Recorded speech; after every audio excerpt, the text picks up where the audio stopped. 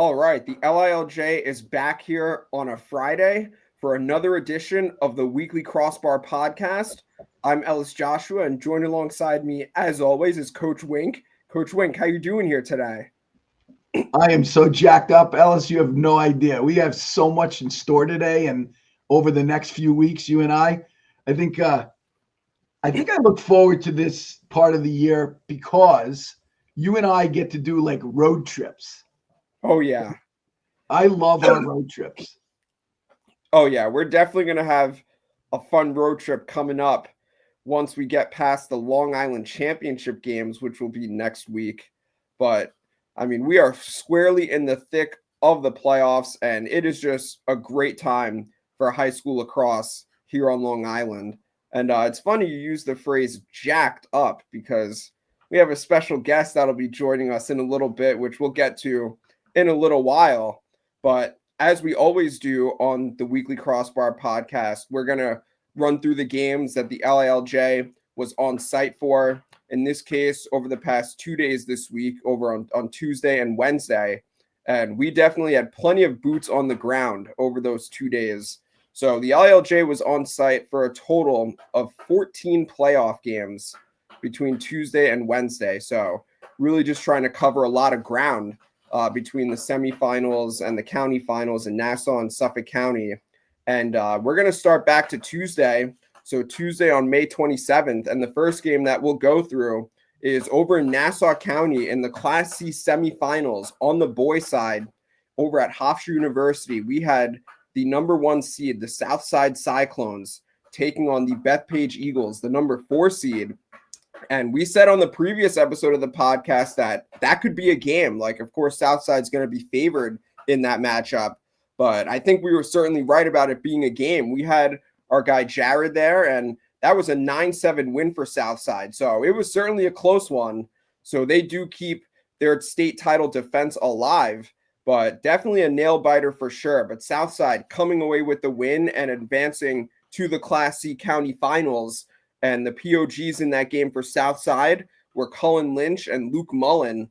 And Southside, again, just staying alive, and the title defense continues to live on. But that's a good win for Southside because Bethpage, they've had themselves a really good year. But Southside able to sneak out with the victory by 2 goals. Yeah, you know my feelings on Bethpage. I think Bethpage had a great year. They had some young guns step up for them. And obviously they're led by, in my opinion, their LSM, Lukey Waxer. I think Lukey Waxer is the most under the radar guy out there. I talk about him all the time. I think he's a great role model. His effort and his heart. Those are the 2 things, obviously that you can control. You can't control like the bounces of the balls and certain the refs calls, but effort and heart. This kid's got it all. So congratulations to Bethpage on a great year. I see a bright future for the Eagles, and I'm excited to talk about who Southside's going to be playing in a little bit. I got to silence my phone. We got people calling from all over the country, want to know who we're picking in the championships. Hey, but exactly, I don't know who that was, but it could have been like Quint Kesnick or Paul Carcaterra. I want to know a little bit about Long Island lacrosse. But that was obviously a close game. And then our boy Connor, they covered the crosstown rival, the next one, right?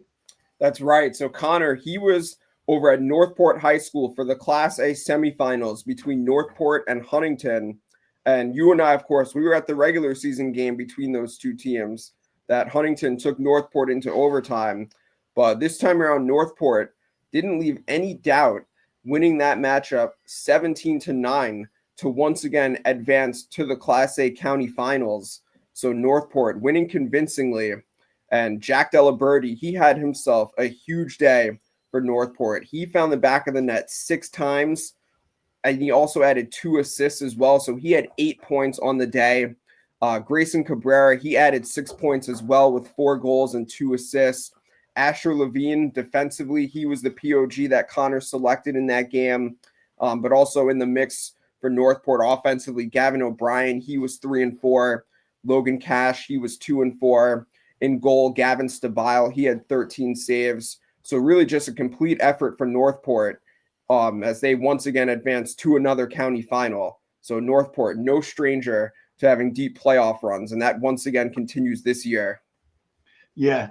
Under the radar is Northport High School the last few years on the boys' side, arguably one of the best public school programs in the state of New York. Gone through, I believe, 2 coaching changes, or we had 3 if you count when Coach Searing retired. But these coaches have done an amazing job with this Northport program. And that Northport Hills Class A final is a must-see game. 1,000%. That's kind of been the matchup that you figure most people would have expected to see. Once again, a rematch of last year's county final. And that's exactly what we're going to get with the number 1 and the number 2 seed going at it in what should be a classic game. I mean, we were there for the regular season game, and that ended up being a heck of a game after Northport looked to mount a furious comeback. Yeah, I don't foresee them being such a big gap in this game. I'm curious to see if they're going to use the same strategy and shut Anthony Rao, arguably the best player on the island, or possibly in the state, could be in the country. I'm curious to see if they use the same strategy because they were shutting him. And I'm sure Coach Benway, Coach Connor, Coach OC will have some thoughts on what they're going to do with Anthony and his boys. But those games are at East Islip Middle School, correct? Yep. Suffolk Boys County Finals are at East Islip Middle School. We'll be talking about that a little bit in the show. What was the next game? We did a lot of good games. What was the next game? Pequea Syosset? Yeah, so we had Pequea Syosset. That was your Class A semifinal game at Hofstra, the first one. And in that matchup, that was 1 against 4. So Massapequa, the 1 seed, Syosset, the 4 seed. And no surprise that would be a competitive game. You kind of figure that your top 4 teams in Class A, between Pequea, Syosset, Port, and Farmingdale, usually give each other competitive games. So Massapequa, they prevailed, winning 9-7. So a 2-goal game, but the 1 seed able to hold on and advance to the county final. And the POGs for Massapequa were Michael Gennati, who had 14 saves in the goal, and also Braden Tucker, who was 2-1 offensively for Massapequa. But a good win for them against Syosset. We figured that was a team that could certainly give them a game, and I was following along on the stories as that game was going on, and it definitely seemed like it was kind of back and forth, especially in the early stages of that game. And then Massapequa, they were able to grab a 4-goal lead, but Syosset cut it in half, but couldn't get any closer than that. So congrats to Massapequa on making it to the Nassau Class A County Finals. Those games are slated for Saturday as well, right? Yes, those games are Saturday at Hofstra, all the Nassau boys counties. Gotcha. And then the nightcap, we brought in Hannah Lewis, our ringer. Yeah, we had Hannah. So she is an alum of Calhoun. So we had her cover her former high school, Calhoun taking on Garden City. That was in the Class B semifinals. And Garden City, they ended up winning that game. 12-6 was your score. So last year, Garden City, as we know, having a battle with Southside and Manhasset in Class B, ended up being defeated in the semifinal, but they made sure to right the wrong this year. So they are back in the county championship game. Again, they were winners. 12-6 was your score. Charlie Coster, to no surprise, had a monster game. He had 7 points with 5 goals and 2 assists. Then your other POGs included Merritt Ruck and also Dan Medjid for GC. So Garden City, they continue on their quest for a Long Island championship and potentially more. So they'll be back in the county finals once again. We'll be talking about the team they'll be playing, an arch rival in the county championships in a little bit. But I got to tell you something. Charlie Coster, he's a kid that every young dad who has a young lacrosse player, offensive lacrosse player, should bring and watch. That is a high-level lacrosse player, Charlie Coster. Number 8, I believe, right? Isn't he number 8? Yep, number 8. Yep. Go to the game, bring your 5th grader, your 3rd grader, your 7th grader, and watch that kid play. That kid can absolutely ball out. He's a pleasure to watch. Plays the game the right way, does everything an attackman should do. Plays offense and defense. Awesome riding attackman, great teammate. Love that kid. Yeah, 100%. Just plays the game the right way. And a lot of times you talk about intangibles, Coach Wink. He definitely supplies those as well. Really interesting, because the next game we can kind of, I guess we can introduce, but you can talk a little bit about it, and then we can bring in our special guest, right? Yeah. So now we're transitioning over to Suffolk County. So on the girls' side, in one Class C semifinal, you had Sayville, the number 2 seed, taking on Westhampton, the number 3 seed. And that was certainly a game, which, again, to no surprise, because we talk about just how deep Class C is. And yes, you kind of figure the way the season has unfolded that Bayport and Sayville, you would give those teams the edge as the teams to advance to the county final. But you couldn't be shocked if one of those teams got knocked off. And Westhampton, they certainly gave Sayville all they could handle, but Sayville did hold on for a 9-7 win to keep their state championship defense alive and advance to the Class C county final. And congratulations to the Golden Flashes on moving on. And I guess if we want to get a full breakdown of the game, why don't we bring in our special guest who was on site covering that matchup for the LILJ? Welcome, Jack. Welcome. How are you, my man? Doing very good. Good to have you, pal. What's up? I'm going to speak about what I thought about the Westhampton Sayville game. Before about the game, I want to mention that Westhampton, had a great year, fell short of their goals. Had some, great upperclassmen like Reese King, who's about to graduate. But then you got girls like Ava Derby, Maya Bogle, Ava Fiella, Maya Farnan, and net. We can't forget her, of course. Yeah, but Haley Donahoe.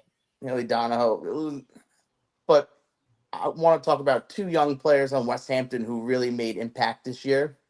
One girl is a freshman, Mia Massapequa. She started a bunch of games on attack. She put up decent production, and she really started to really show what she can be in the Winter League. And they moved her up, and she made the most of her time as a freshman. She did play very well. Well, yeah, Westhampton, they have a lot of young talent for sure. And the big young talent I will get to is a 7th grader who came onto the scenes like she's been here for years already, and that is Mackenzie Clammer. Yeah, only a 7th grader, right? Only a 7th grader came onto this team. I mean, she really proved that she really could be one of the top girls we're looking at on Long Island, maybe even off the island in the next handful of years.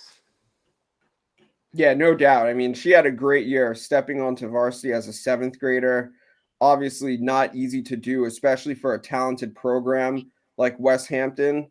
But I definitely think you're right, Jack. I mean, she certainly made the most of her first year on varsity. And of course, the arrow only continues to point upwards for Mackenzie Clammer for sure. Jack, tell us a little bit about the game. I will get to that right now. Beginning, it was first half, it was all Sayville.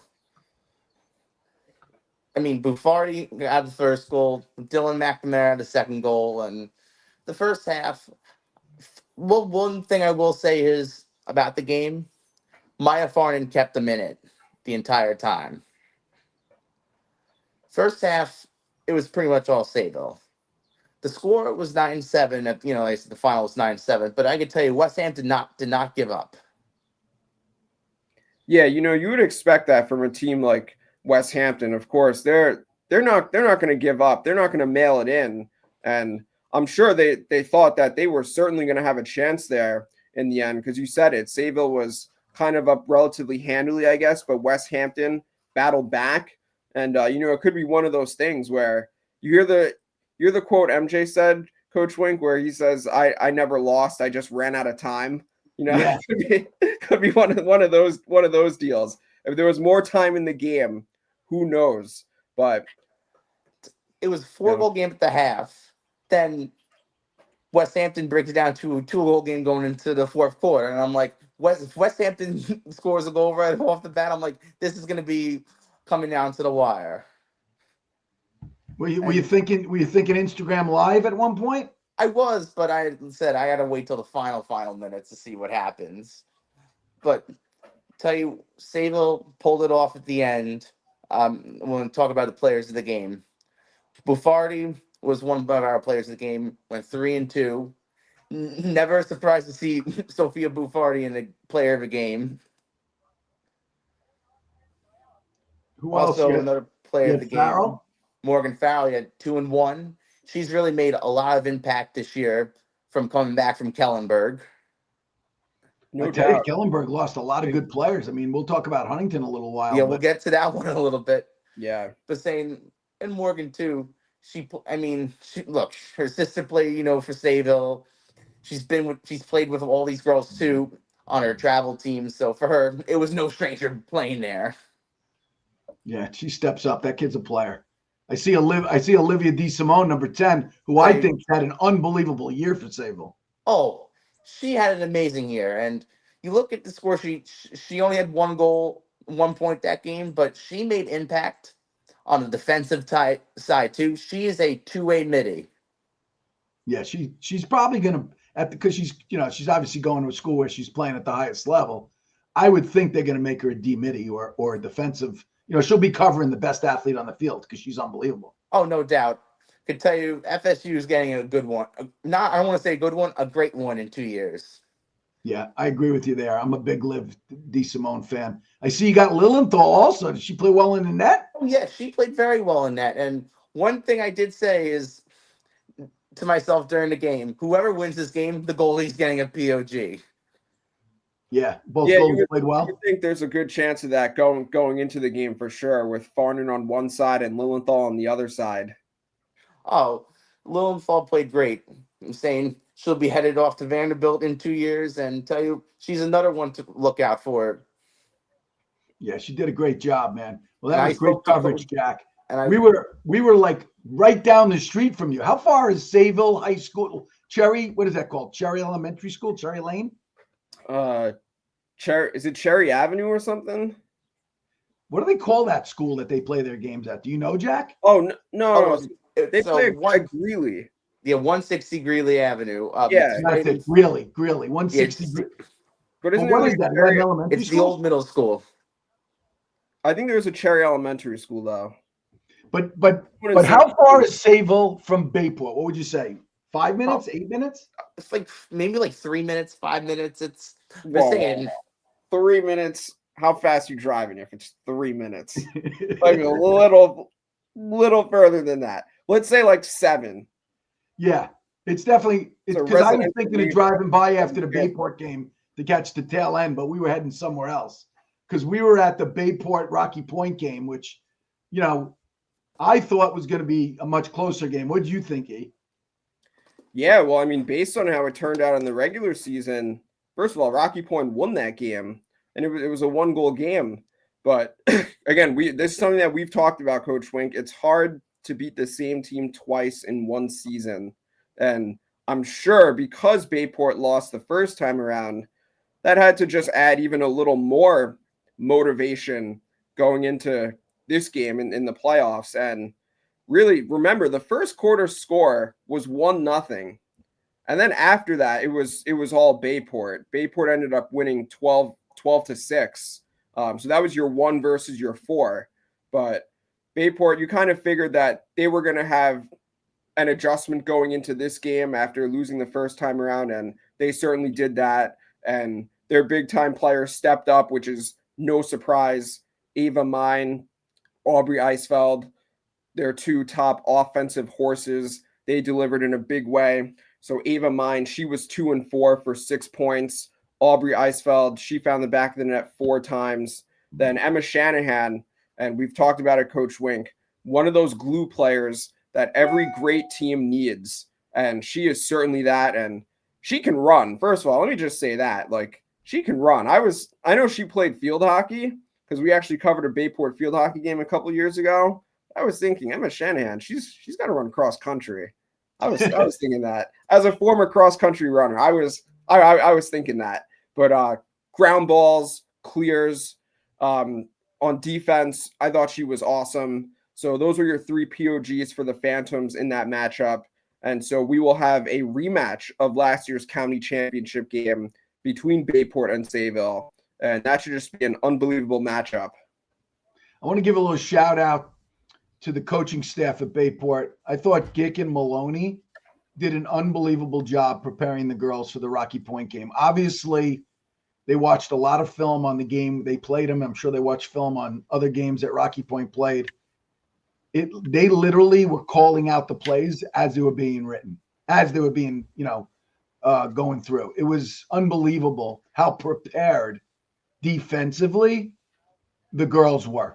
And I thought they played amazing. I really did. At one point, if I remember correctly, it was 9-1, right? Yes, 9-1. So, it was a dominating performance, in my opinion, and Bayport showed it. I think the Bayport-Sayville game is a lot like the Hills Northport boys game, where it's one of those games like, I would pay to go to those games. Yeah, that's cinema right there. Those 2 games. Yeah, those are two great teams battling out. We'll talk about a game we saw that, was one of those games where very rarely do I watch a lacrosse game or any sporting event where I say both teams deserve to win. Mm-hmm. But we saw one of those games.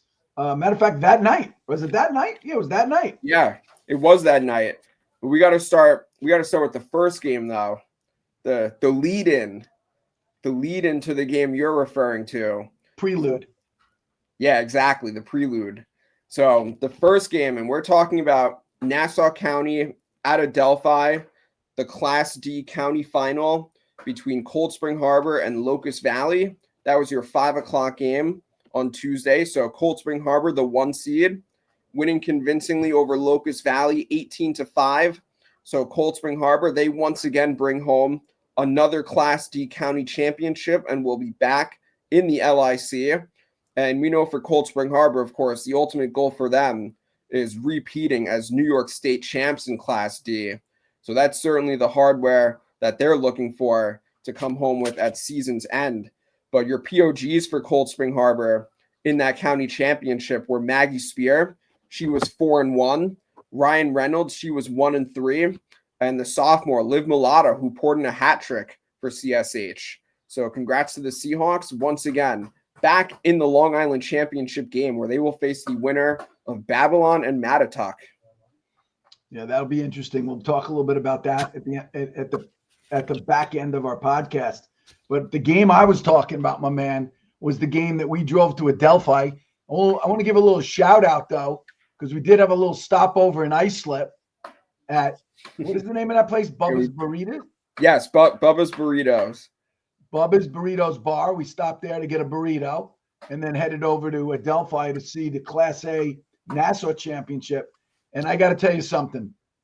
Both of those teams, Port Washington and Massapequa, played their hearts out. I was blown away by the effort. Oh my gosh. I mean, you knew what was at stake just based on the effort that was put forth by both teams. And you said it earlier. That was one of those games where it's like you walk away and like you really hate that someone had to lose that game just because it was such a well-played game. Like you said, both teams poured their hearts out. And I mean, that was a classic. I thought that was a classic game. I mean, yeah. Massapequa, they ended up winning 11-9, but that game was certainly there for the taking for Port Washington. I was so taken back by effort in that game.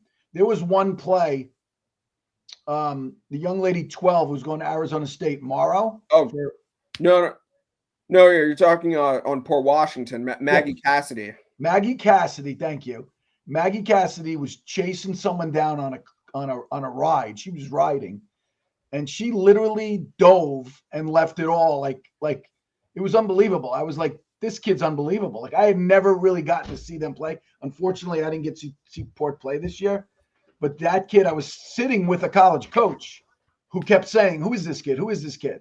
Obviously, she was already committed to Arizona State, so she's off the market. But amazing effort by her. Catherine Carmen going to Virginia Tech.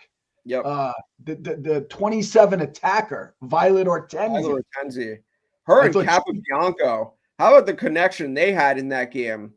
3 times where Hortensi assisted Capobianco for goals. Yeah, I was blown. I had seen Capobianco play a bunch. I knew how good that kid was. She is so under the radar, that kid. That kid is such a high-level lacrosse player. And I thought that just the effort of that team. And then Massapequa, I mean, I'll let you talk about those girls. They gave, obviously, an equally outstanding effort, and they came out on top. What was the final, 9-7? 11-9. 11-9. Yeah, 11-9 was the final. Gargiulo stepping up in a huge game to no surprise. She had 5 goals.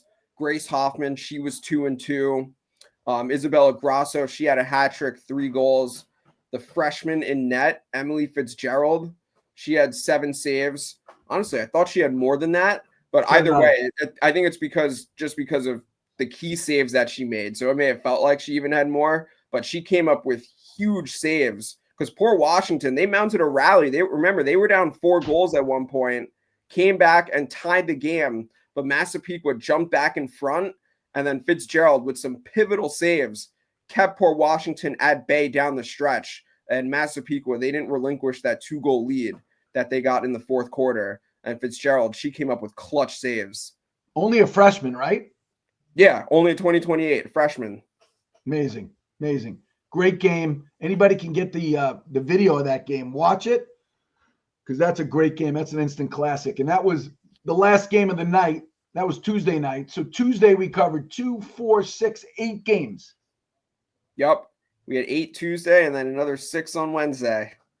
Jeez. So let's go into Wednesday and talk about the boys' game that Connor Aberhall covered out at what was that, at Bayport? Was that at Bayport High School? Yeah, he was over at Bayport. I let him know. I was like, could be a tricky spot to cover games for media just based on the way the bleachers are situated with the turf and everything. But as it turned out, they played it on the stadium. So he was all good. And that was a game. I followed that one on the stories, and Bayport ended up beating Mount Sinai 7-6. But Mount Sinai, they were down by, I believe, 4 goals was their largest deficit, and they mounted a comeback, but Bayport was able to fend off the Mustangs in the end for the 7-6 win. And from what Connor was telling me, because I talked to him after he covered that game, that was goaltending was the story in that game. And Bayport's goaltender, Andrew Snyder, who was one of the POGs, he had 15 saves. So stepping up in a huge way for the Phantoms to keep Mount Sinai's offense in check. So he had himself a heck of a game. Then your other 2 POGs, offensively, you had Trey Thomasone, who was 2-1. And then defensively, Pat Ahern, your other defensive player of the game in that matchup. But congrats to the Phantoms, another state championship team from 2024. They keep their title defense alive, and they will be back in the county championship game. Yes, we're going to bring our boy Jack back on to hold on. Let me get Jack back on the stage. Jack, you there? I'm there. Nice to have you, buddy. I came over to this game. I guess, where was I that I? So you were at Commack. I was with you. Yeah, which we'll get to that game in a little bit. But yeah, you made the trip over to Kings Park. Dude, it was pouring. The weather was atrocious. Jack, got to give you credit. Kudos to my boy Jack, wearing his Suffolk community from Grandpa's softball years, right? What jacket were you wearing? Suffolk Community College? Yeah, it was from, I'm going to say, my grandfather, Lou, who lives right downstairs, who just retired from coaching after over 30 years of coaching baseball and softball there. Shout out. What's Grandpa's name? Full name? Lou. Lou what? Clamor. Lou Clamor. So Lou Clamor is also the grandfather of Mackenzie Clamor. That's how we met Jack, through Mackenzie Clamor. That's Jack, right. for those of you who don't know, you're gonna be what, a junior at Sacred Heart? I'll be a junior. He's gonna be a junior at Sacred Heart University up in Fairfield. So we were lucky enough to meet Jack through his amazing cousin, and now Jack's part of the LILJ team. We love having him. He's a wealth of knowledge. Take us through that rain-soaked Kings Park Sayville Class C semi. I could tell you, like, I was wondering what this game was going to be coming in, because I saw going in, because I saw Sayville twice play already this year, and I saw Kings Park play twice already this year, and I was really wondering how these teams would match up. And I saw Sayville play the week before against Islip. I can tell you they had a great day on offense, and they had possession for a good portion of that game against Islip. And I can tell you, give credit to Coach Dollar on the amazing season they had. Yeah, they Yeah, did no have a doubt. good. Sayville boys had a great season. They really no, did. No doubt. This is, I think, what the best year they've had in who knows how long. Yeah, I don't, since we've been covering, they haven't been playoff level. This is the first year they're playoff level. And the one year when they had Ronan Fitzpatrick, I remember they were in the playoffs that one year, but I think they lost to Bayport in the play-in. Yeah, Ronan was rookie of the year in The right? CAA. Yeah, freshman at was he Towson? He's at Towson, led them to the CAA championship. Yeah, kudos to Ronan, a Sayville alum. So tell us a little bit about the game, because when I got there, it was 7-2 KP. I can tell you that first quarter, Kings Park, they came to play that night. Blitzed them? You want to go with my POGs? Yeah, let me hear it. Jack Salva with 5 goals, 4 assists, 9 points total. I can tell you he's having a monster of a senior year. Yeah, he's an All-American. And I can tell you this, I'm very excited for what Merrimack has to bring with this kid. I agree. And I can tell you, I mean, as I'm a Sacred Heart student, I'll be watching that kid play in the MAC for quite some time. So, are you going to root for him when he comes to play against your school? Unfortunately not, but no. Jack Salva has been a hell of a player watching the last couple of years, even playing against him a couple of times in my high school years.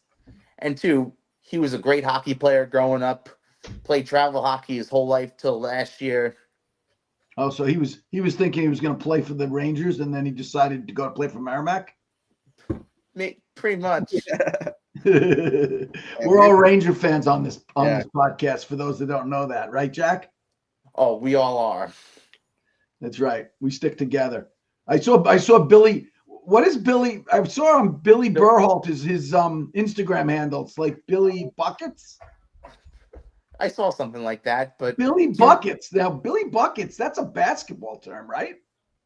Pretty much. Yeah, buckets is definitely more of a basketball term, but you know what? I think we can apply it to lacrosse. Why not? So filling up the net. Yeah. Pretty much. Or about Burhalter. He had 4 goals, 1 assist, 5 points total. He was another POG. And another POG who, unfortunately, I did not get too many of his saves posted, because especially with how rainy it was, and I was rushing to get every post in that night. But Nick Vincenza. Yeah, there's a lot of Italian tough names in Kings Park. So he had 18 saves. We're just gonna call him. We'll call him Nick Cutlets. Yeah, Nick Cutlets. That's a good one for him. We're gonna call him Nick Cutlets. Yeah, Nicky V saying he had 18 saves, and I can tell you, I didn't know how many he had. Like when I was at the game, I just knew save, and when I saw the news day, I was wow, that many saves he had. Well, you were watching the game with the best Kings Park goalie of all time. Pretty much. Right. And Christian, who you know how many saves Christian Michaels had in college? How many saves did he have? He had over 800 saves. You got to be seriously. I'm dead serious. I'm not making this up. Just want to say that led Malloy to the ECC championship this year. Yeah, tourney MVP. They won their opening round game against Pace. Lost to the national champ, the Delphi Panthers. Isn't that what they called, the Panthers? Yeah, the Delphi Panthers. So anyway, great year for Malloy. But you watch that game with the best goalie that school's ever produced, and that goaltender played like Christian Michaels. Oh, 100%. And I can tell you, he's been really the under the radar turning point for Kings Park this year. What do you think? Yeah, well, we'll talk about your predictions. We're going to get to your predictions. We're going to come back. We'll leave Jack on because the next game we're going to talk about was a girls' game that we covered. Oh, you know what? Let's talk about Jack's game first. Yeah. And then we'll give him a little time to prepare for our next segment. You want to talk about Huntington Northport girls Class A semifinal? Really, that was the first game he covered, actually. Oh, that's true. Yeah. That was the 4:00 game. Right. But go ahead, Jack. I tell you, the game went off to, Huntington, when the game started, Huntington came out to play right away. 3 quick goals in the first quarter, and they had a 5-0 lead before the halfway point of the second quarter. Then what changed? One thing I will say that did change is, despite the loss, I have to give Coach Rose tons of credit for the adjustments she made, and regardless of that loss, she is still a legend. Oh yeah, she's the Mount Rushmore. Kidding me? Yeah, legacy has been cemented for years. So that game ended up going to OT? That game ended up going to OT. Second half started. You got Riley Cash scores. Then Atkinson scores. Atkinson had 2 assists, but DeMarco scores. Florio scores twice. The whole game changed, and we were talking at halftime with the crew I was working with on the sidelines. Like, you can't ever count out Northport. Nope. No, not as long as Coach Rose is on the sideline. Oh, you can never go against Coach Rose. So let me hear what happened. What happened in OT? In OT, there was a call which could have been a little bit controversial, and I believe it was a charge. They called the charge on who? On the charge. On Northport? On Northport. So the ball went back to Huntington? Ball went back to Huntington. Then they, had the possession for a bit of time.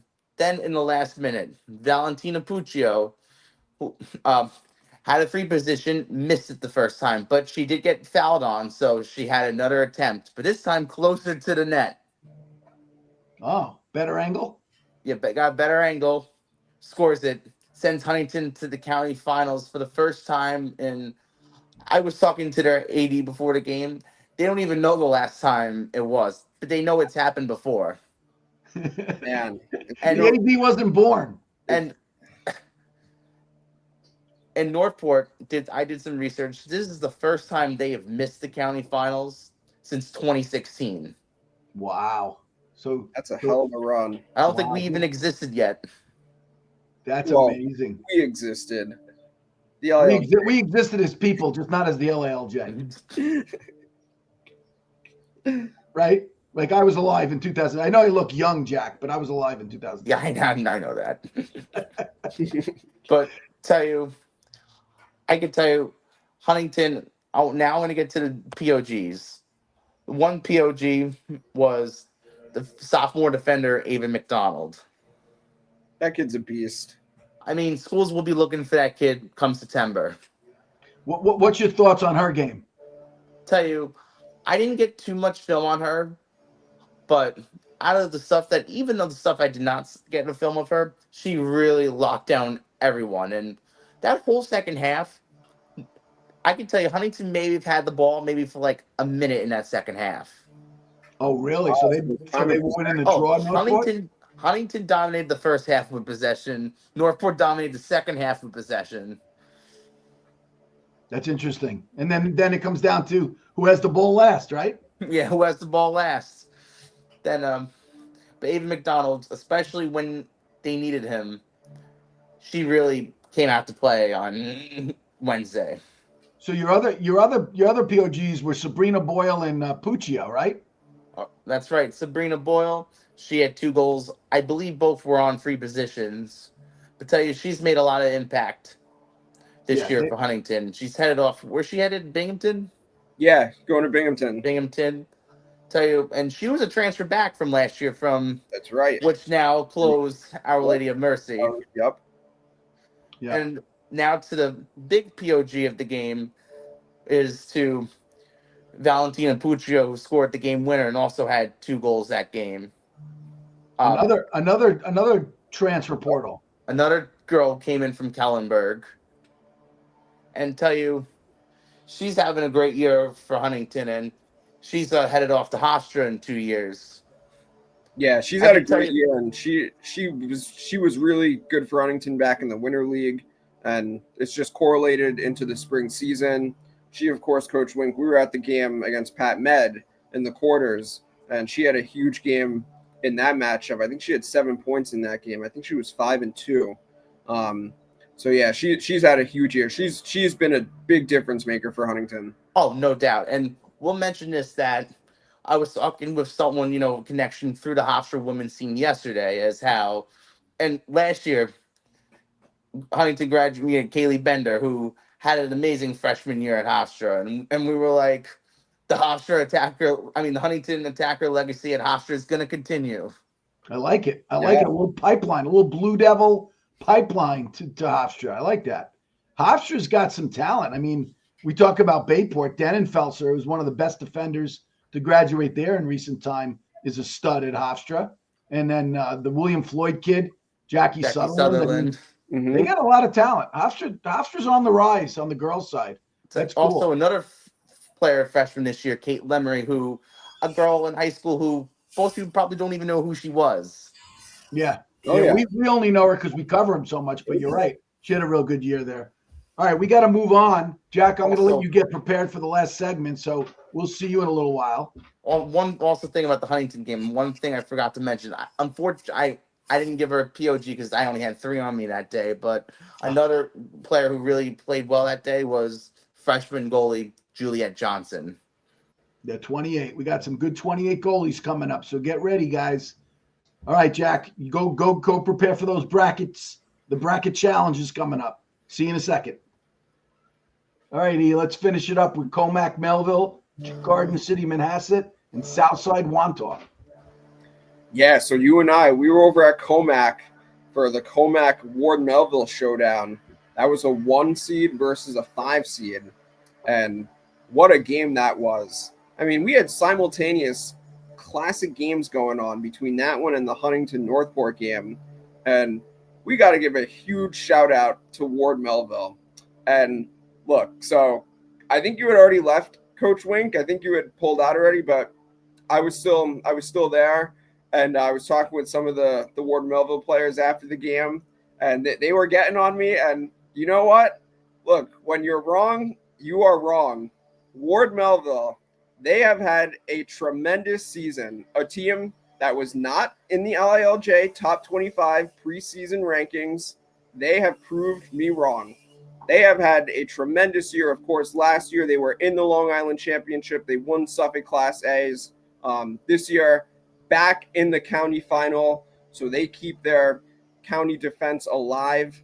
And they have just had a great year. And they had a couple of tough losses during the season, but I feel like those games kind of shaped them for this playoff run, being in a number of close games. And again, as a 5 seed, they beat William Floyd in the quarters. They take down the 1 seed Commack in the semis, and they're back in the county final where they'll face Huntington, a team that they took to a 1-goal game in the regular season.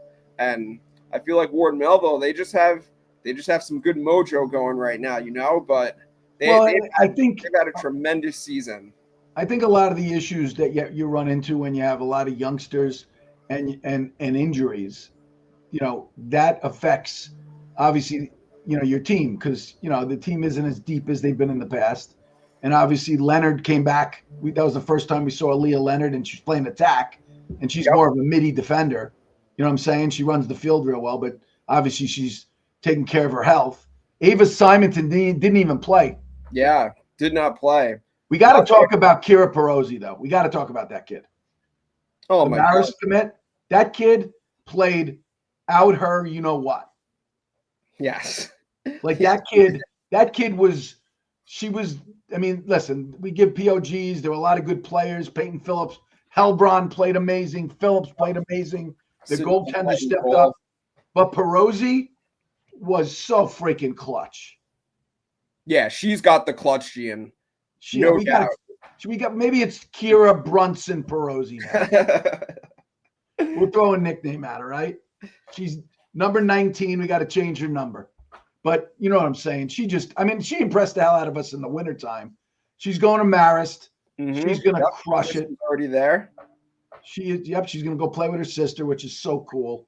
I think that's so cool when siblings get to play together. But shout out to them. But I got to shout out Paragallo, the coach. Dude, yeah, he did an amazing job getting these kids ready. They were so ready for this game. And to be fair, Commack was loaded this year. Moore, Bright. Oh, they were supremely talented. Pettit. I mean, Pettit played great, by the way. They all played well. I mean, but the other kid that nobody talks about, she's only a sophomore, is their defender, Frank. I love that kid. Oh, Sarah Frank. She's a beast. She's awesome. So, you know, they got the young kid, Arizona, who had 2 goals, which was huge. Oh, yeah. I mean, this game was there for the taking, either team. But let's remember, Ava Simonton, arguably one of the best players on the Melville team, didn't even play in the game. I hope she's okay. I hope she can play in the Huntington game. Yeah. We want to see these teams at full throttle, right? Of course. That's all we want to see.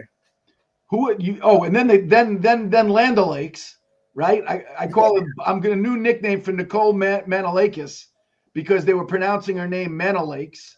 So I showed my boy E this advertisement. He'd never heard of Land O'Lakes butter. It's a brand of butter.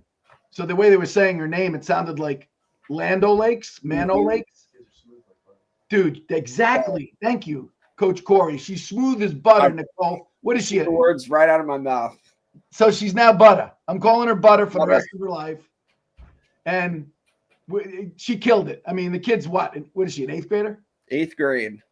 Dude, she killed it too. I mean, your POGs were Perosi, Butter, Nicole Manalakis. We're going to call her Butter. Peyton Phillips, the UPenn girl who don't judge her by her stature. She's 6'4". Heart over height.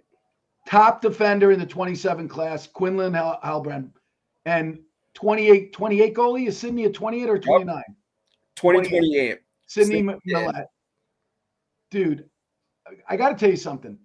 I love when people show sheer emotion when they're happy. And of course. When they scored the last few goals, Perosi had a great assist to somebody. I don't remember who it was. Do you know what I'm talking about? It was on the side. Yes, I think it was to Maeve McKay, I want to say. Yeah, McKay played great too, by the way.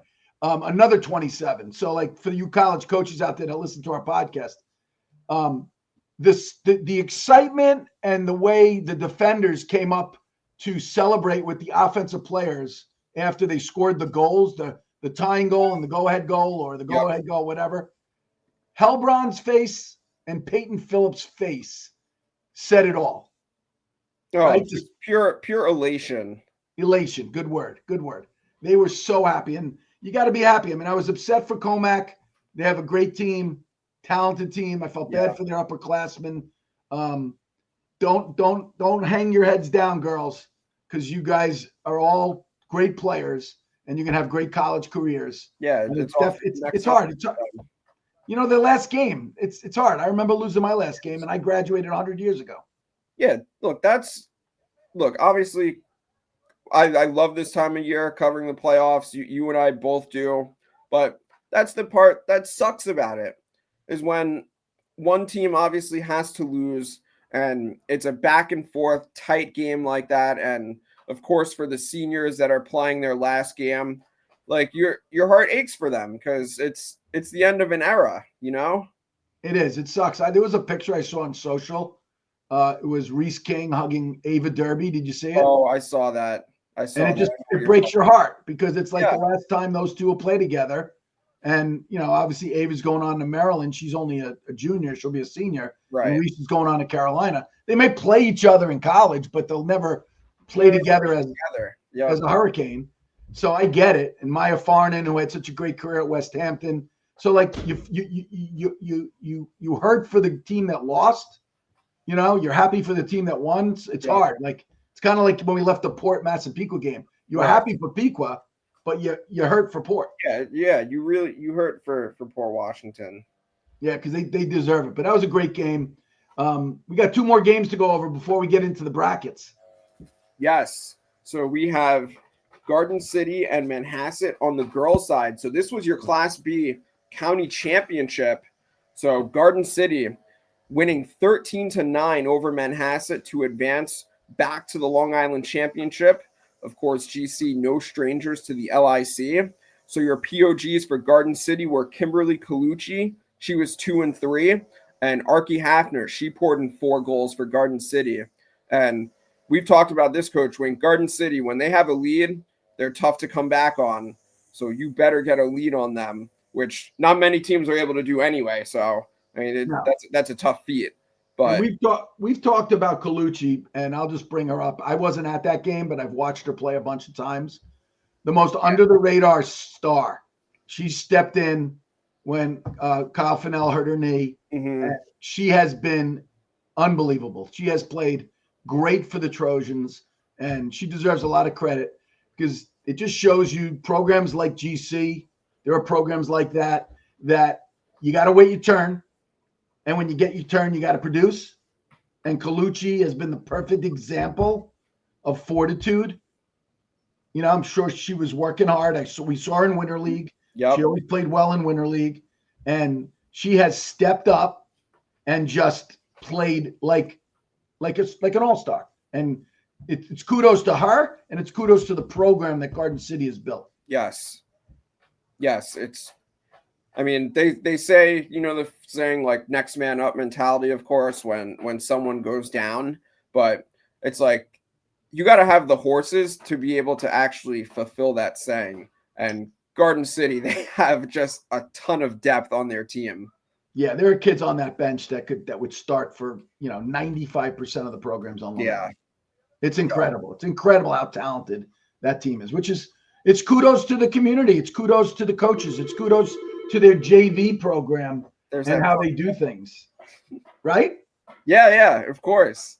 Like literally their JV program's awesome. I mean, their middle school program's awesome. Their community programs are awesome. They do a great job in that community. And that's kudos to everybody. They say it takes a village. Well, Garden City Village is doing a hell of a job. Yeah, 100%. And I think it helps on the club side too, like the tradition program, having a lot of those girls like stay together and play together from a young age. I think that also helps as well. I saw Coach Haggerty yesterday actually too. What'd you see? Coach Haggerty. Where'd you see Coach Hags? In GC at the bank. What were you doing? What, you robbing the bank? What were you doing in GC? Robbing the bank.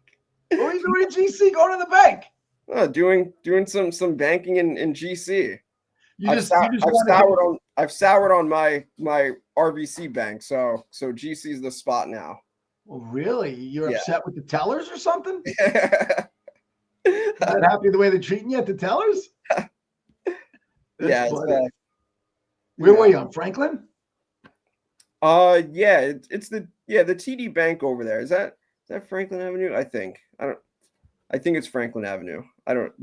Everything is on Waze with you, huh? Google Maps? No. I know where I'm going. I just don't. I think it's Franklin Avenue. I always mix up Franklin and Stewart and all those streets, but I think Nassau and all those other funny names of roads. But shout out to Garden City and congrats. But dude, history was made in the nightcap, huh? That is right. A historic season for the Southside Lady Cyclones, winning their first ever county championship. So they head to the LICs. They defeated Wantagh 14-8. And I mean, I thought that game actually would be closer than what it was, just because those two teams played a great game during the regular season that Southside won in overtime. But this time, Southside didn't leave any doubts, again, winning 14-8. So congratulations to the Lady Cyclones on a historic season, and they will await the winner of Sayville Bayport in the Suffolk Class C County Championship. But we got to talk about, when talking about the POGs, we got to talk about Bobby Creo. What a game she had. 5 goals for the Cyclones. I called her Big Game Bobby the way she played in that game. Ooh, I like it. I like it. I mean, she delivered the goods for Southside. Was she beating people off the dribble? What was she doing?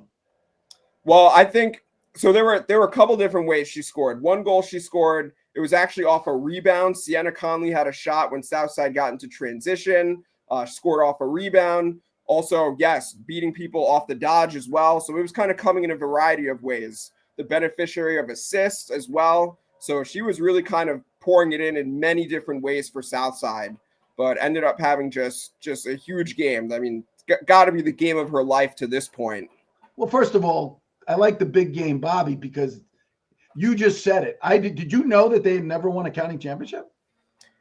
No, I didn't know that. I was going to actually ask someone because I was not sure. But then I saw the Lynch sisters actually after the game. Shout out to Caroline and Maggie. I saw them. They were there, and they actually informed me that it was Southside's first ever county championship win.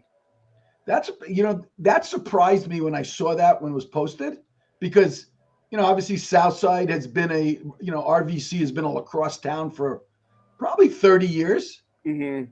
Obviously, the boys have won 2 state championships now with last year's and 04. I guess because they were Bs for so many years and nobody could get by GC. Yeah, it's tough. GC or Manhasset. Yeah, Manhasset goes up and down, though. There have been Cs, right, they've been right. Bs. Yeah, sure. Manhasset, when they had Gallagher, I think they were Bs a lot of the time, and they were Cs also when Daniel Gallagher was coaching there, who's arguably one of the better coaches too, and a retired coach, but awesome coach. They coached at Manhasset for many years. Congratulations to those girls. I saw you got Rathjen and Connolly, mm-hmm. 2 of their upperclassmen, that 2 of their seniors, the Northwestern Carolina commits, which is kind of interesting. Those 2 girls, how about right? That? They played each other in the national championship, and yeah, those girls are awesome. The Connolly and Rathjen are 2 great leaders, 2 great kids. And little Cody in the net played well. Yeah, Tara Cody, she had 10 saves in the game. I thought she played awesome. That's awesome. So congratulations to Southside Lady Cyclones. We're going to finish up our talk. We're going to bring Jack on board. Coach Wink's going to try to do a presentation, which is going to be probably a fun. Oh, I got it up there. Jack, we're bringing you back in, and we're going to also do a little picture on picture. We're going to do a little screen sharing. Coach Wink's going to do a little presentation now. Let's see what I got to do here. Present or invite. Oh, here we go. I got it. Add to screen. You see that, buddy? Oh, yeah, I see it. Okay, for those of you at home that don't know what this is the LILJ website. The word website seems to be kind of old today. People don't use websites anymore. I don't know why. Everything's on social. We're also going to post all this stuff on social. But these are the brackets for the boys. And we're going to talk about, we'll start with Class A. We got Pequa playing Port on Saturday. We're going to have Jack give his opinion on who he thinks will win that game and why. Jack, what's your thoughts on this particular game? I can tell you, I think these teams are very evenly matched. I think, for one, both have great goalies. You got Massapequa, got Gennady, who's headed to Stevens. Then Port's got sophomore. Is it Max or Harry Enyon? Max Enyon, sophomore, whose schools will definitely be looking at come September. Yeah, he's a stud. Absolute stud. I agree with you. And offensively, I want to talk about Massapequa offensively. You got, of course, the 2 super sophomores, Rocco Spalina and Nolan Weiserick. Also, there's I feel like another big name on offense I'm missing. Tyler Burns. Yeah, Tyler Burns, junior, headed to UMass. Then DSO. DSO senior headed to Adelphi, who DSO too was such a great football player, Massapequa. Yep, quarterback. Quarterback, and he stepped in there last year. That's a whole nother story we can get into at a later date, but going to a senior, going to play lacrosse at Adelphi, he'll be looking to defend, the title there very soon. Also on defense, you got the super sophomore, Justin Farrell, another kid who schools are going to be looking out for come September. We got to bring up one thing, Jack. We got to bring up that both teams have first-year head coaches. Yes. That's huge. Huge. I'm going to share with you, for those of you who've never been on the website, you can see their stats and everything on the website. I'm just clicking through it as you do it. You'll be able to see this. This is Pequa. That's Kevin Catalano. Kev's the new Pequa coach. He coached JV there for a few years. He's done an amazing job. You can see all the stats. You could print them. You could put them in numeric order. This is how college coaches recruit. You can see Nolan Weiserak, Rocco Spallina. You can see their stats. You can see the face-off stats. This kid, Ryan Chabas, another kid. Watch out for him at the face-off X. You see the goalie stats. Then we'll move on to Port. I got to talk about my boy Levy. Glenn Levy has coached lacrosse. He is a son of a coach. His dad was an infamous coach. I believe he coached at Locust Valley. And the irony is, and I wanted to talk about this in the last podcast, Glenn Levy's nephew is a youngster on the Pequa JV team, and they moved him up for the playoffs. And a couple of weeks ago in a blowout, the kid had like 4 points. I think I added him. Right. There's your boys, Tommy McCarville, Harry Einen, that's the twin from the goalie, having a great year. A 27 that's going to get a lot of love. Willem Moody, 2025. Yeah, so from that perspective, you get to see this. Jack, I'll let you finish, but I think it's cool just to show people at home what the website can do so you can educate yourself like Jack and Ellis are so educated on these teams. What's your prediction, big guy? Mentioning also another key player that you've forgot on Port is senior defender Harry Bean. Was it Harry Beanon? Or I don't know how to pronounce his name. Do you, Ellis? Harry Bean, senior, headed to go play at Loyola, Maryland. I can tell you, Port's having a great year. They had a couple big wins early in the year against some of those good, some of those seasoned Suffolk teams. Fell short to Farmingdale in the regular season, but beat them the other day in the playoffs. I can tell you, Port's been one of the most impressive teams in Nassau this year. So who do you got? I will say, last time, Port had a lead for pretty much the first half, but Pequa came out and pulled it off in the second half. My prediction, I am predicting the Massapequa Chiefs end the curse and take the county. Okay, you heard it here first. I'm saying it's going to be a 2-goal game, not too high of a scoring game. I'm going to say it's like a 10-8 game, back and forth, but I'm predicting it's going to be, I will say this, that Gennady and Enion will both have great days behind the crease. Okay. Well, that was a 2-goal game when you and I covered it during the regular season, Coach Wink. 9-7 game. So, yeah, I'm predicting. Never know. I'm predicting. Now we're moving on to Class B. Mm-hmm. We're gonna call it Woodstick Classic Part 2. 2. Kind of like the sequel, like Rocky. Rocky 2. Let me hear what you got, buddy. I can tell you on both sides, which, as you know, like last year, remember the Woodstick? Garden City beat Manhasset by 5. Then remember, Manhasset pulled off that upset in the semis. You think something like that will happen again this year, or do you think Garden City's taking? I want to speak about, I too want to mention the talent on both of these teams.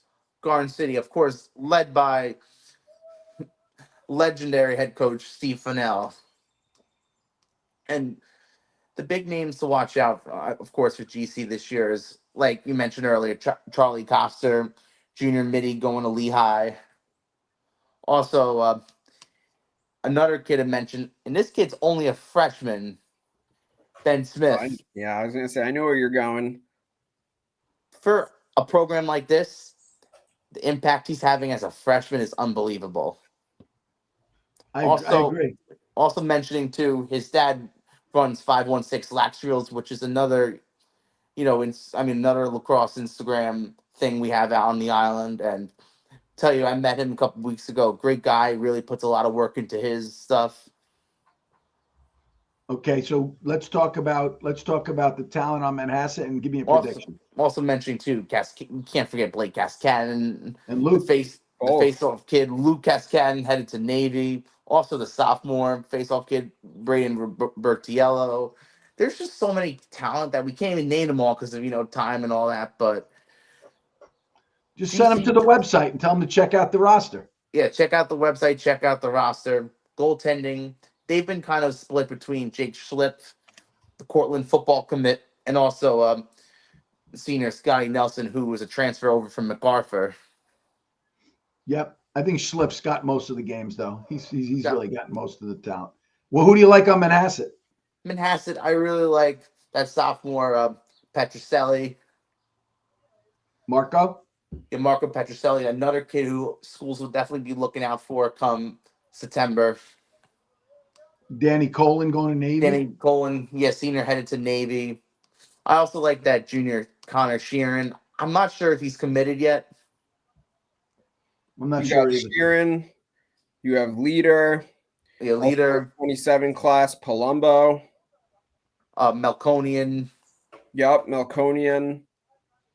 Another Melconian. He's a cousin with the Southside kid at Cornell, right? Yes, first cousins. Funny thing, I met Mr. Michael Melconian's dad a couple weeks ago when I was working the Calhoun game, speaking about him a little bit. Also, Manhasset's been one of those teams this year that, like compared to other Manhasset, like these are days with when we had Jack Peterson, Liam Connor, Cal Gerard, etc. No, but with the talent they have, they're making the most of what they have. And I want to mention too, where they are, especially with Kip Zacaria's been out all year with a knee injury. Yeah. Brian Riley, who they got back from Chaminade, has been out all year with a knee injury. We're just saying another historic program that has so many kids. Tell you, they're doing a great job, and plus they do have a couple younger kids who are not at Manhasset right now, but will be next year. All right, we're not going to talk about the kids that aren't there. Let's talk about who's winning this game. Who's going to win this game? I think Garden City does not lose to Manhasset 2 years in a row. Okay, so we got GC. GC. I got GC. I think it's going to be tight, but I'm saying 8-6 GC. I think it's going to be a very low-scoring defensive game. I think GC pulls it off. But tell you, Manhasset, they're in a great position for where they are this year. And I can tell you with some of the young kids, like you mentioned, that are not there yet who are coming in, they're going to have some great teams again very soon. Okay, well, let's worry about this year. In Class C, we got Southside and Wantagh. We're not going to go through the players because we talked about these teams already. Just give me a prediction. I'm predicting, as you know, in the regular season, Southside stunned Wantagh in a big game. And I think it's going to be the opposite way around. I think Wantagh is going to – I'm saying it's going to be a 12-6 Wantagh game. Ooh, 6-4 game. I think Wantagh really starting to pick it up again like they were in the beginning of the season. I really think their whole – like I said, the Martinis, Nicholson, Passion. Okay. Yeah. You heard it first here from Big Jack. They got the horses. Let's go to the D's. If you're Southside, put that on the bulletin board. And same thing, and also mentioning to the Wantagh Southside game, remember, both Wantagh won C last year, Southside won B last year, so it's going to be interesting. Yeah, one of those teams will not be back in the LIC this year. And for the Class C, the last but not least, the Cold Spring Harbor Locust Valley game. I'm taking Cold Spring Harbor. I don't know too much about Locust Valley, but I mean they're having a good year. They were I think second place in League 2. Yeah, they were overall. They were the 2 seed when the playoff brackets came out, and they had a 10-8 game against Friends Academy in the semis. But yeah, Cold Spring Harbor, of course, a historic program. They're looking for hardware that goes beyond just winning the county championship. So Coach Bond and those boys certainly. Oh, they have a legend as their coach. All right, So so now we move to Suffolk. But I did not say my prediction. I'm gonna go with Cold Spring Harbor. I think it's. I don't think they're gonna like. Do I think this is gonna be like a 15-2 game? No. I'm gonna say this is like a 10-4. I think Bauer puts up a few. Also, that other senior Kevin Burns puts up 1 or 2. Also, who's their goalie again? Matty Kammer, Matty sophomore. Kammer. Sophomore. Yeah, they got. I mean, He's a stud. Also, you got to remember the Testa brothers. I mean, this is another program that always has so many kids. Yeah, well, if you don't play lacrosse in that town, your name is Wally Zerbiak. Pretty much. I mean, although those kids start when they're walking, those kids. Yeah, I think it's before they're walking, to be honest with you. Okay, so we're going to Suffolk, Class A. I don't want no players. Just give me your prediction and your score. Hills, Northport. I realized this was a game that I can tell you, since we had this game last month, I can tell you I was very looking forward for having this rematch. And I think both of these teams have amazing offenses. Score? I think Hills is going to pull it off again. I'm predicting 15-13. I think it's going to be Okay, Hills takes 15-13 it. Hills. Yeah, I'm going to say it's going to be kind of similar. I think Hills is going to take the 9-2 lead like they did in the regular season? No. I think Northport this time knows their game better. I think they're going to, compete better in the early stages of the game, but I think Hills this year, especially like you said, with all those players they have, they're going to pull it out. But at the same time, there's the good side about having these teams in a championship game, but the thing that stinks is these teams probably could win any other class. Agreed. Okay. Iron Class Sharp B, Iron. Suffolk. Class B. This is a East big rivalry. Islip, West Islip. This is a big rivalry game. These two teams have met, they met 2 years ago in the counties. West Islip won. They met last year in the semis. East Islip won. But it's going to be interesting who takes the county game this time. East Islip, say they're very well coached by Zumo. But like you said, one thing I will say that East Islip has the advantages is the goaltending. Okay. Hey, Drew Wondowski. The senior headed to Nova. Pretty good. What's your score? A big game. I Who think that regular season game, West Side pulled it off in overtime, but I think East Islip is going to win this game 12-9. I think it's going to be a back and forth, but this is going to be. I'm predicting East Islip goes on, I'd say, a run in the mid to late third quarter, then West Islip doesn't bounce back. Okay, 12-9 EI. Jack said it here first. Class C, Suffolk, boys. Score. Don't talk about the game. Just give me a score. I'm saying 10-6 Kings Park. I really like what Kings Park has put up the last couple of years. I really think that, especially with so many of these seniors, like we talked about earlier, they've been playing on varsity for many years. I think it's finally their time to prove what they actually are. All right, Jack. Class D, and for those that don't know it, we'll put an asterisk on this game. Jack, who is doing the predicting right now, Big Jack, is a Babylon graduate. Go ahead, give me a score. Don't give Babylon all the love. I can tell you, regardless, even if I went to Centum Riches, I'm taking Babylon. What's the score? I'm predicting 10-7 Babylon. The Panthers. Okay, we're moving on to the girls because we're short on time. I apologize to the fans at home. I promise you'll get plenty of Jack moving forward, but we got to move on because Coach Wink, as you probably have heard on this podcast, is getting a lot of phone calls. Okay, we got all the champs here. These are the teams that have won it. We went over them. We don't need to talk about them. Follow them next week when they play the winner of the Suffolk. But who's going to play We'll go through it now. Who's going to play Massapequa? Ward, Melville, or Huntington? What's the score? Tell you, this is such a hard one to choose. Ward Melville is playing the best lacrosse they've been all year the last couple games. What's And the score? Huntington, as you know, they've been up there all year. I'm predicting it's going to be 10-9 Huntington. I'm predicting the Blue Devils. they get it done. I'm predicting Huntington gets up early. Ward Melville, makes a come, but I'd say it's going to be a pull-off win for Huntington. All right. You heard it here first from Big Jack. The Bees, Smithtown West, after Harborfields knocks off West Islip. Who's winning this game? I can tell you, I'm a bit disappointed that West Islip lost because I really want to see the trifecta, and plus, I really wanted to see Smithtown West potentially get its revenge on West Islip. Hey, but right, well, unfortunately, that didn't happen, and we can't control it. So, hey, shout out Harborfields. That's a great. Harborfield some love, baby. They deserve to be here. Oh, they played absolutely phenomenal. They did phenomenal, and we saw them a couple of weeks ago when they played Westhampton, and they played with them the entire game. 100%.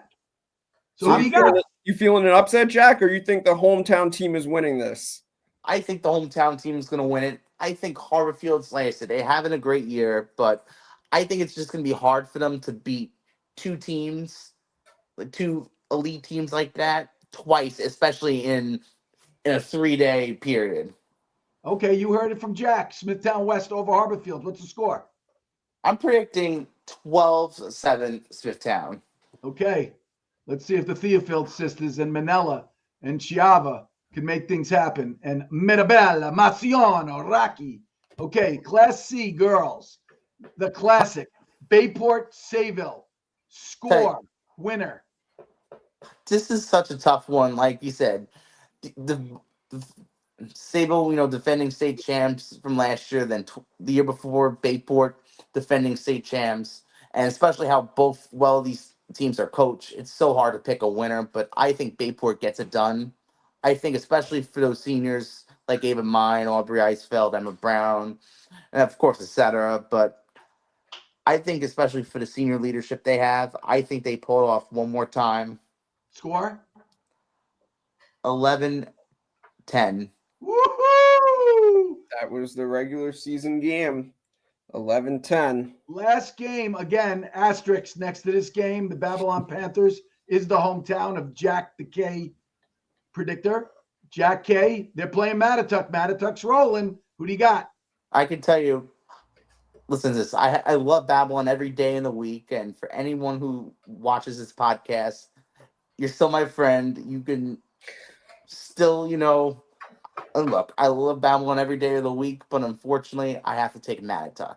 Ooh, Jackie K, what do you got for score? I'm saying 12-8 Mattatuck. I think there are certain areas like last year that was such a back and forth game, and Babylon, pulled it off at the end. But even though a lot of these rosters are returning players, but Babylon has a big missing piece from last year, and that's in Sophia Conti, who's at UVA. Okay, so you predict, what was that score? Mattatuck how many? 12-8, and I think with... Okay, do they know where you live in Babylon? Don't give out your address. No, I'm not giving out my address. Well, I appreciate it. Ellis, we have to thank Jack for coming on and giving his opinions on the games. Jack, we appreciate it. Yes, Jack will be covering games. Please show respect.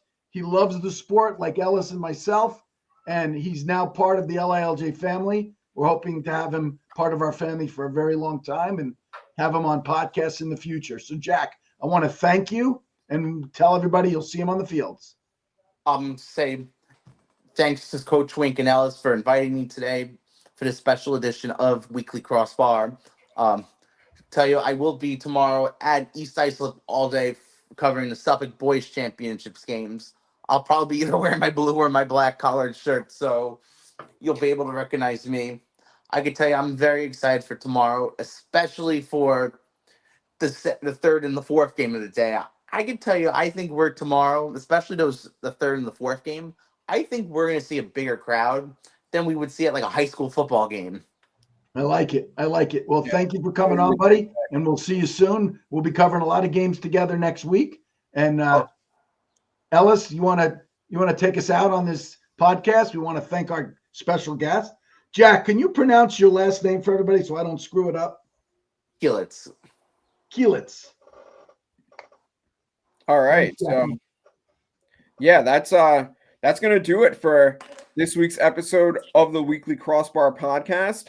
This is Ellis Joshua, Coach Wink, and Jack Keilitz signing off. Just want to thank everyone that tuned in, and we will talk to you all next week. Enjoy the playoff games this weekend.